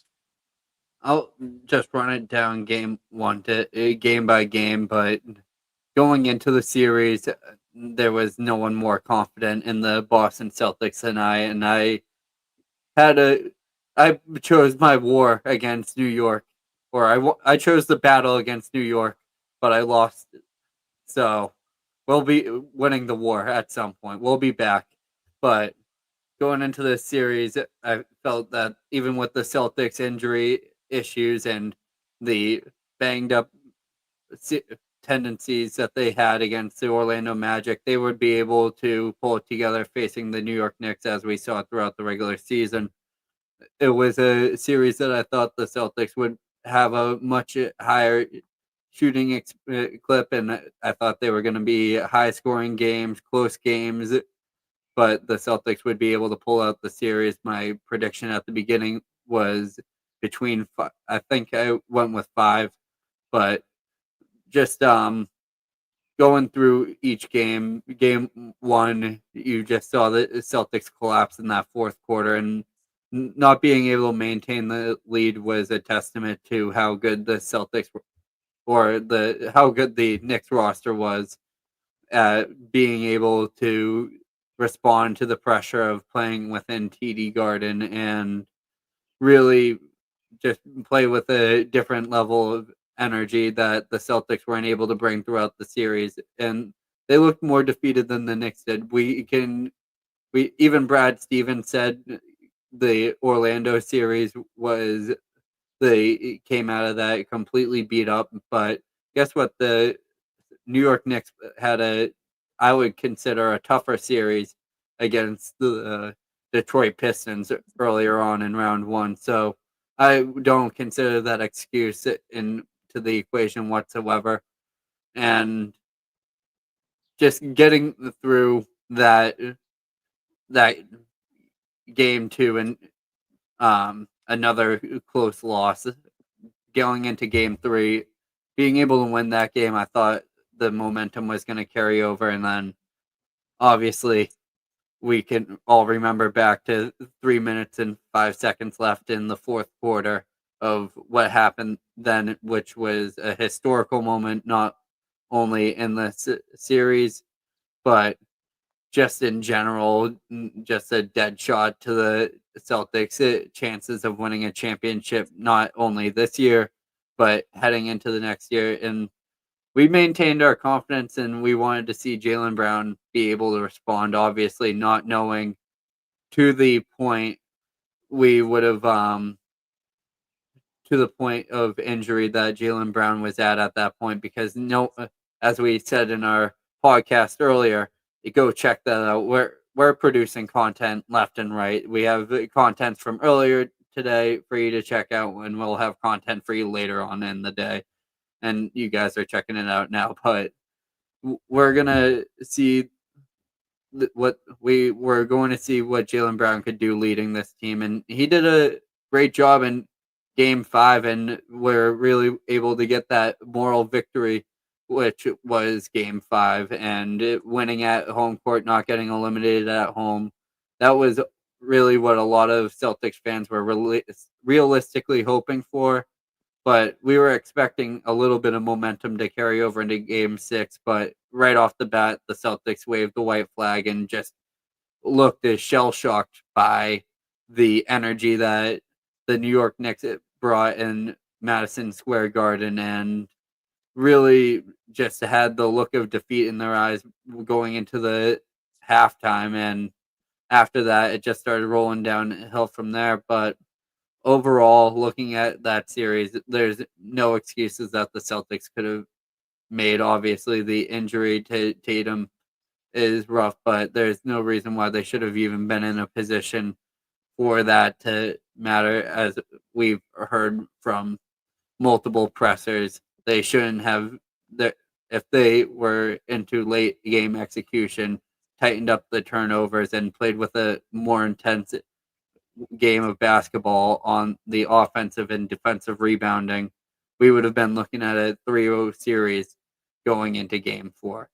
So it now shoulda, coulda, woulda for the Celtics, but they failed in their final look, and it's upsetting to see that this is the final time that you're going to see this version of the Boston Celtics, and obviously not being able to see them come into next year healthy.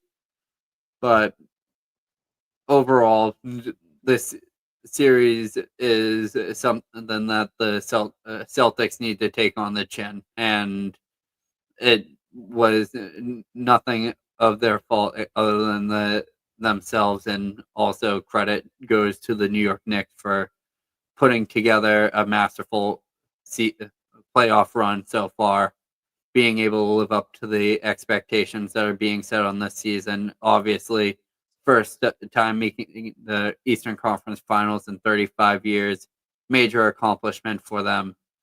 Well, but guess what? The Celtics have done that in 7 of the past 10 years.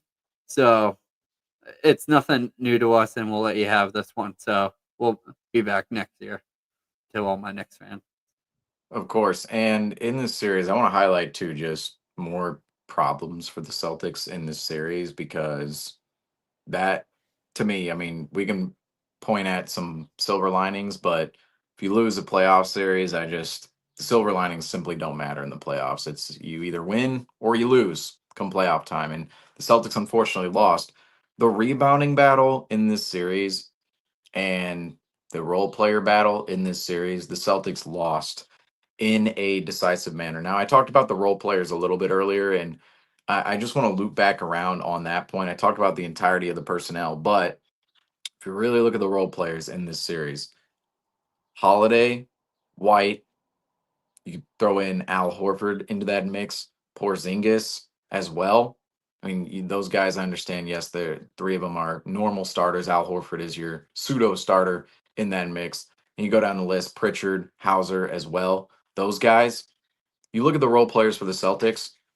I think something that Aidan highlighted earlier was the fact every single game there was a player embodied within that game for the Knicks, where you had in the fourth quarter of game 2, Mikal Bridges, he goes off for 14 points. In game 1, OG Anunoby, he goes off for 29 points in game 1. Josh Hart, he has a couple of good games throughout this series and finishes off this series with a strong game 6. And so you see those three role players on the Knicks, and even McBride, he had a couple of good offensive games in the series, most notably game 6. But in the series, these Knicks role players, and then Mitchell Robinson, cannot go without mentioning Mitchell Robinson, because he was absolutely phenomenal on the boards. And we're going to get to that point in a second. But just the role players of the Knicks, it felt as if Mikal Bridges, he came up with moments in which he hit big shots. Josh Hart, big shots, big defensive plays. OG Anunoby, big shots, big cuts to the rim, big dunks, big defensive plays. On the other end of the floor for the Celtics, didn't feel like Drew Holiday had those moments. Didn't feel like Derek White had those moments. Didn't feel like Al Horford really had those moments. The Celtics role players, and even Porzingis as well, throw him in there. Pritchard, too. They didn't really have those moments. Peyton Pritchard came out with a player spotlight in game 3, but then the rest of the series, he was sort of absent. I mean, you could say, yes, game 5 when the Celtics went collectively off the charts when it came to their 3-point shooting and shooting yet again. I mean, the two games in which the Celtics shot well in the series, it was games 3 and games 3 and 5. And those are the two games in which the Celtics won in this series. So Peyton Pritchard was a part of that, but just you saw the big moments. The point is here, the big moments came from the Knicks role players and not the Celtics role players. But I want to get into this too. Can I chime in real quick? Yeah, go just ahead, to Franco. answer a question as well for the chat. So I've been seeing this question pop up again and again, and I can also tie this into what you were saying when the Knicks, the depth and being able to highlight that. I think the Celtics are going to look at that heading into the season, next season, with obviously Brown and Tatum dealing with injuries before the season even begins. Almost trying to embody that, almost as it, just like the Knicks did earlier this year when they created the trades and added the final piece of Karl Anthony Towns, moving on from their depth players and also adding some other players in there to match up with the Celtics, which they were able to. And the GM of the New York Knicks is probably feeling like the biggest winner of this of that round, is just because of the technical job that he did of creating a team that was fundamentally sound to beat the Boston Celtics. And the Celtics are going to look at that as a role model and trying to get players, obviously going to look to add wings to this team. We're going to do a huge episode on this again. Promote. We got plenty of stuff coming out, and we're going to go into in-depth answers about all these things. But with the second apron, it's going to be really challenging. Obviously, you might be looking at rotational players around the league that are going to be available, and maybe a team that's looking for Kristaps Porzingis or Jrue Holiday. I'm looking out west more than at the Eastern Conference teams, because the West is a lot more competitive than the East heading into next year, and a lot of teams aren't going to be in win now mode in the East per se, because they don't have that pressure on them with Jason Tatum and Jalen Brown being out, and the Celtics also moving forward and almost taking a step back. So the West is going to become a wild, especially with trade moves, a lot of big players going out there. But just expect the Celtics to bring in a whole bunch of rotational players. Like we'll give the names later on. I'm trying to save all of our other shows and make you guys come back for more. Of course, and just looking at the series, I'm kind of beefing up my point here, because just going game by game in the series, it's crazy to see some of the impacts in which the Knicks role players made versus the Celtics in the series. So just starting on game one, you had OG Anunoby. He comes out with 29 points in game one. I already mentioned that. Brunson also had 29 points in game one. But then in game two, who has the big game two? Oh, it's Josh Hart. He comes out 23 points on the night. And Karl Anthony Towns, he comes away with 23 and 17 in that game too. And then you move on to game four. That's the next game in which the Celtics lost.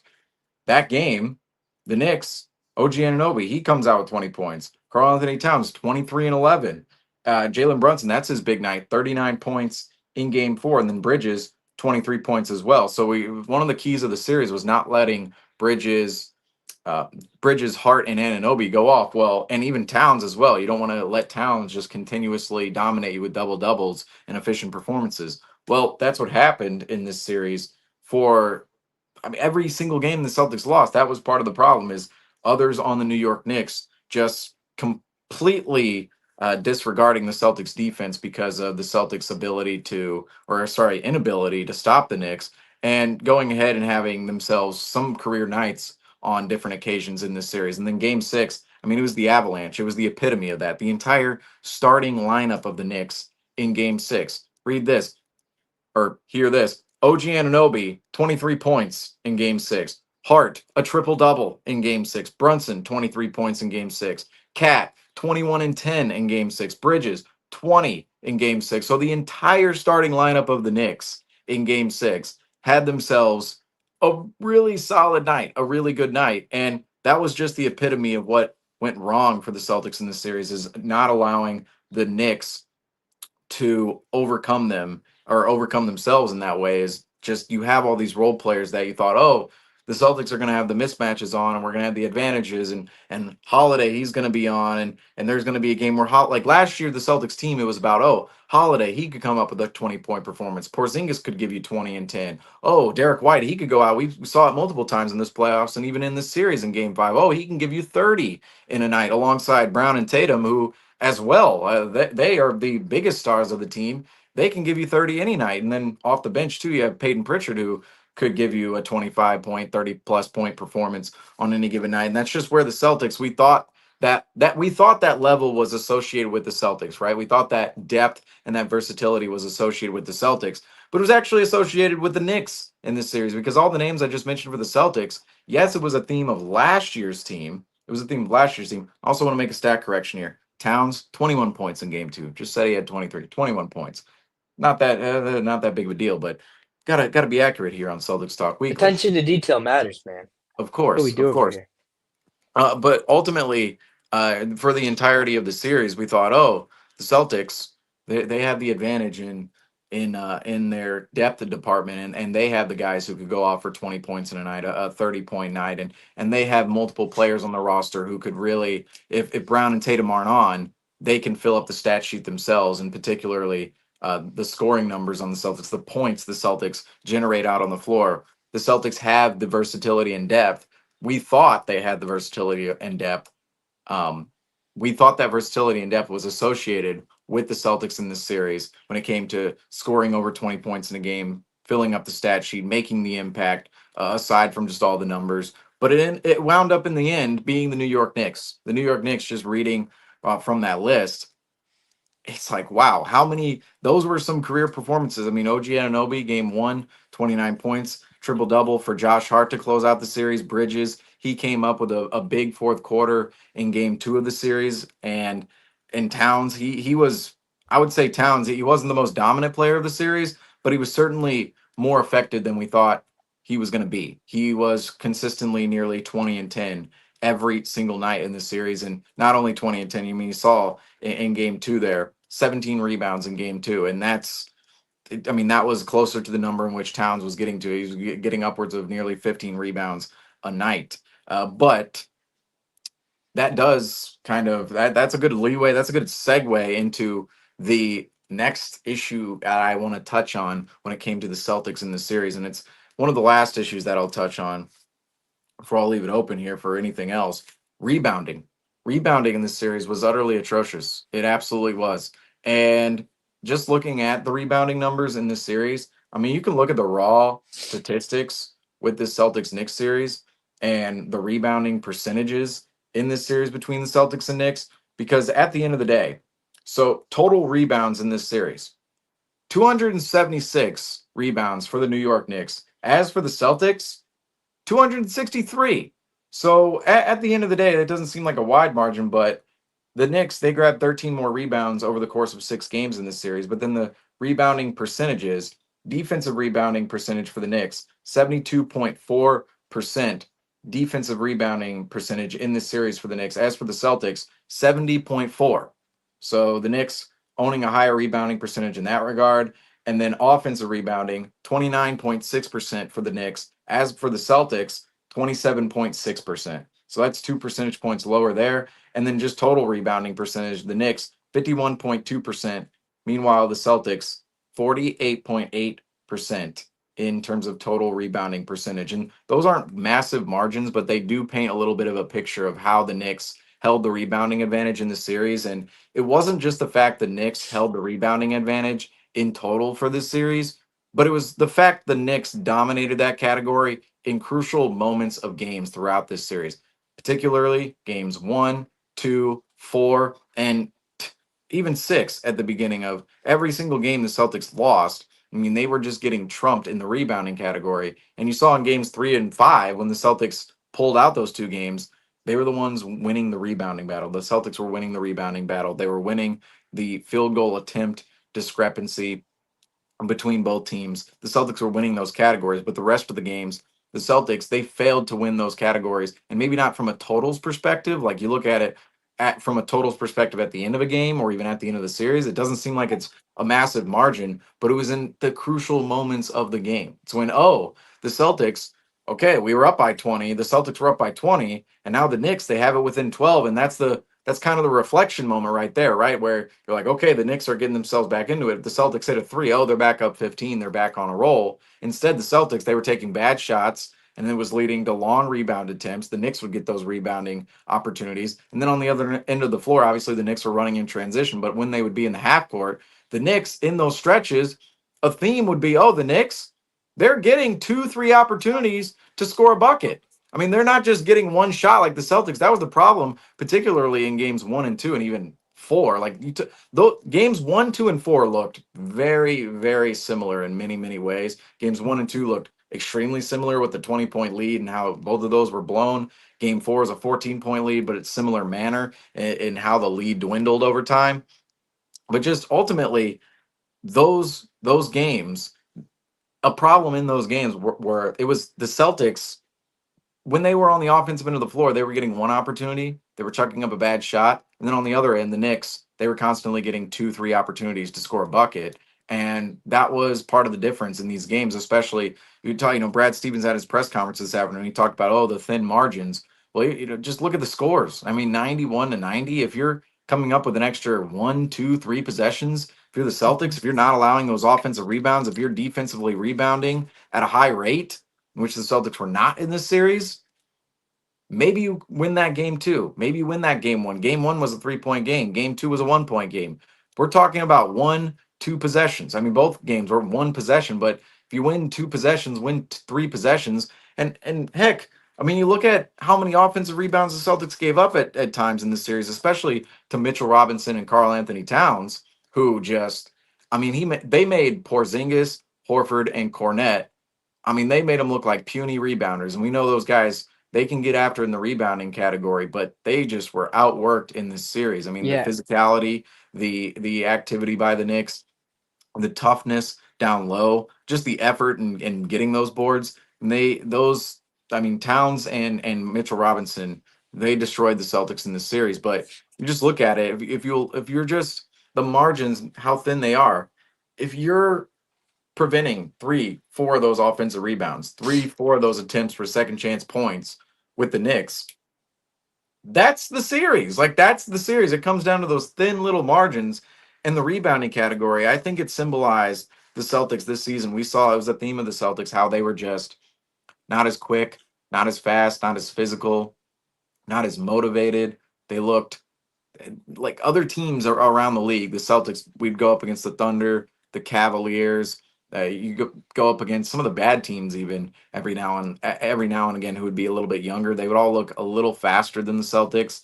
They looked a little bit more athletic in certain regards, especially when going to grab rebounds, when cutting off of screens, driving aggressively to the rim. I mean, they looked more athletic, they looked quicker, they looked tougher than the Celtics. That was a theme of the season, the Celtics looking like an older basketball team. Well, this series, that's what it came down to, is in the end, I mean, you had Hart, Anunoby, Bridges, even Brunson, but Towns and Mitchell Robinson all rebounding hard. Meanwhile, the Celtics, like it wasn't necessarily a going through the motions type of thing, but it was simply they weren't rebounding as hard. They were not putting in as much effort to go out and grab rebounds on either end of the floor. And I just thought that was a huge, huge disadvantage for the Celtics in this series, is just their general effort in cleaning the glass and getting themselves opportunities off of that. And I want to add on to this too.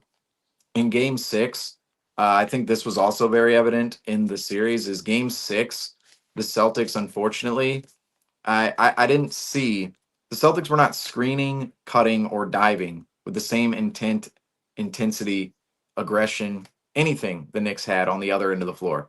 I just thought the Knicks in general, just I want to make that a point and make that a relevant point, is just the Knicks were more intense in this series. They gave more intensity throughout the entirety of this series. There was more effort from the New York Knicks. They wanted it more than the Celtics. And the Celtics, this is where, for as good of a team, as good of a basketball team as the Celtics are, the effort wasn't always there this season, and it was an evident problem. And it felt like there was a little bit of arrogance surrounding this team throughout the year. And unfortunately, it came back to bite the Celtics in this series against the Knicks, where I think this is kind of immeasurable in sports, and in basketball, but you know it when you see it. It's that level of dog, right? It's that level of dog. I saw in that Cavs Pacers series, after game one, I'm going, like there are all these, structural advantages for the Cavs in this series against the Pacers, but the Pacers in that crunch time of game one, what was evident is, man, the Pacers just have more dog. The Cavs, they were kind of falling apart. They were kind of getting into their emotions a little bit, letting that dictate the game. The referees and the Knicks trash talk, or sorry, not the Knicks trash talking, the Pacers. We'll see about the trash talk between the Knicks and Pacers next series. That'll be interesting. But the Pacers, like, okay, the Cavs, they're playing into their trash talk and they're playing into the refs. Their emotions are all over the place. I mean, the Cavs, they weren't able to lock in down the stretch and make the necessary plays they needed to make in order to pull out any of these games in the Pacers series, because they were just not mentally in the right place. Meanwhile, the Pacers, they're out there motivated and they're locked in, and it just seems as if they have the right mentality. They're playing hard, and I think you can just see that out of different teams. I think you can see that mentality of just wanting it more than the other team, and having this kind of edge, right? It's the edge. Like, that's what we've kind of seen out of Jason Tatum this past season, is that increased edge. That's why he had that MVP caliber season. Is he's kind of mad after what happened in the Olympics last summer. He comes out, he has that edge to himself, he has that intensity, and he has a phenomenal season. Well, in that Cavs Pacers series, is like the Pacers had the edge from a mentality perspective. In this series between the Celtics and Knicks, the Knicks had the edge from a mentality perspective as well. And it's not surprising to see the Knicks and the Pacers in the Eastern Conference Finals for as good as the Cavs and the Celtics were, because when you just break it down from a mentality perspective, the Cavs and Celtics just didn't quite have as tough of a mentality, as hardened of a mentality as the Knicks and Pacers. And that's why this Knicks Pacers series is going to be so interesting, and why we're going to cover it later on tonight. On this program, we'll be covering the Knicks Pacers series as well as the Timberwolves Thunder series coming up on the horizon. However, this Knicks Celtics series, we're about to put it to bed here, because tragic, just tragic. Tragic. I mean, I feel like right now in the moment when we get to talk about it, it's like therapy session. It's like, oh, we all get to come to Celtics Talk Weekly therapy session when it comes to this Knicks Celtics series. But it's heartbreaking to see this, especially the way we talk about the Knicks and the Celtics, and mainly the Celtics throughout the season. For the season to end this way, in the manner in which it did, it's one of those things that after game two, it's like everything was falling off the cart, and the wheels finally just rolled down the hill. But yeah, go ahead, Franco. Sorry. Should I do my embarrassment ritual? I know. I don't know what that is, so I can't say if Griffin you has should or to do shouldn't. Griffin has to do his, but he has to get the hat on. But since the Knicks won, they had more dog in them, and they also won it with Cat. No, Oh no. I'm out of here, folks. I'm out. I'm out. Oh, I'm out. I'm out. goodness. I'm out. I'm out. I'm out. I'm out. Those things. That's a job, nightmare Nick. mask right there. I'm out. Next year. I'm I don't out. know the lore behind this, but I'm out. I'm out. It's just a terrible mask. It's just a terrible mask. I don't remember what post game this was on earlier this season, but Yeah, I got I you. feel like Griffin, like, he's gonna go pull up a clown mask. Like, is that? I don't know what No. Griffin. Yeah, Griffin, like we said, he's got a Mary Poppins bag back there or something. So I'm a little concerned. This cat mask, like, I cannot. Oh my! man! Oh my God! Oh! What is? Oh! What are we turning in? Oh! What is happening? No! We're getting our No! Griffin's looking like a clown for saying game Yep. 4. Yeah. That's. And I'm giving Throw Cat it. his flowers. You might have to do that and throw a Knicks hat on. I mean, a Yankees hat on. Oh my gosh. Well, that would look. Welcome no. back. I thought No, Pennywise I had to leave the took room. you. Is this mask gone? Is this mask gone? No. First of all, this going on the blooper reel later on in time. I'll say that. We started to make a list for it last night for the whole season. So I feel like this is a perfect opportunity for that. Oh my goodness, those masks. Yeah. Well, Unfortunately, I don't have actually, any. I don't have anything to top that one. Franco. I don't know if I have a Yeah. mask in here. I'm glad I don't. I don't. Oh, No. Come on. I have more. Looks I like- have more. But I have a. I have a oh no, COVID now mask. it's looking at me. Now it's looking at me. Hold on, I gotta put it back. I have a Blues COVID Should have brought a mask. little red balloon out. Yeah, That's no, what we had to get our embarrassment ritual done for the New York That's Knicks. fair. This is It's only probably right. hopefully we don't lose this New York Knicks following we've had. You guys have been more engaged with us than our Celtics community has. I So, know. Low key, respect to these Knicks guys. yeah, You guys are putting in, you showing your guys- support. your love. love or hate, it's feeding the engagement, and we appreciate it either way. So, Hopefully we can have take more this- Celtics we'll Knicks take this series. We'll take this loss on the chin, but don't worry, we'll be back around for you guys. It's not over. Is that course. it? But Yeah, as we that's- exit this series, are there any lasting thoughts on this Celtics Knicks series? Lasting thought for me, just hitting on this point. Celtics role players, 2 of 22 from the field in the first 22 minutes of game 6. I don't think Tatum could have saved that performance. I don't think anybody could have saved that performance. And just another highlighted point that the Knicks role players, they stepped up. The Celtics role players, they didn't step up. And then the star comparison, it was nearly equal, if not in the advantage of the New York Knicks in this series, especially in crunch time down the stretch. And then all the hustle stats, all the hustle categories in the series, rebounding, turnovers, just second chance points, anything.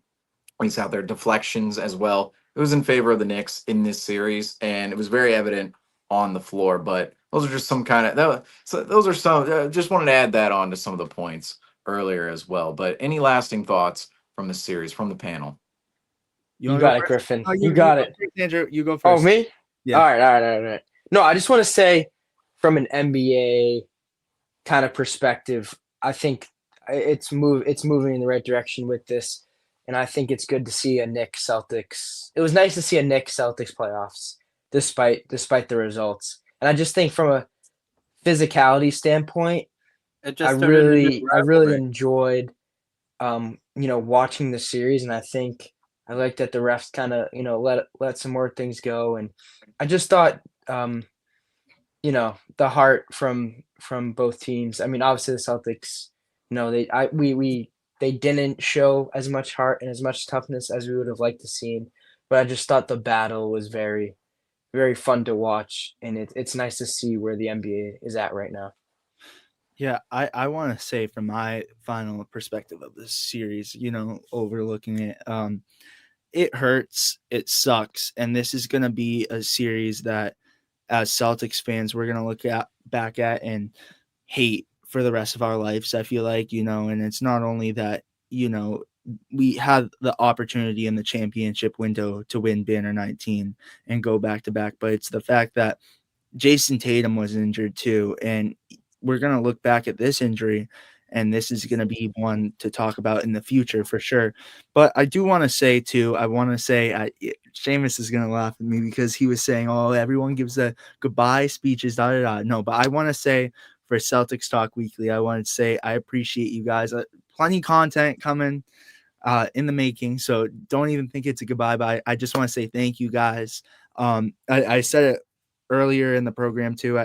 Last year, I would sit in class and watch Celtics Talk Weekly. So to be able to come on this program now and work with you guys and do what we're doing with Celtics Nation Rise and Celtics Talk Weekly is truly incredible. And I just wanted to say, as much as the season, didn't go our way, I enjoyed the, way to build relationships. And I'm looking forward to the future because I see a lot of championships on the horizon and I see a lot of great content in the making. So I just want to say thank you.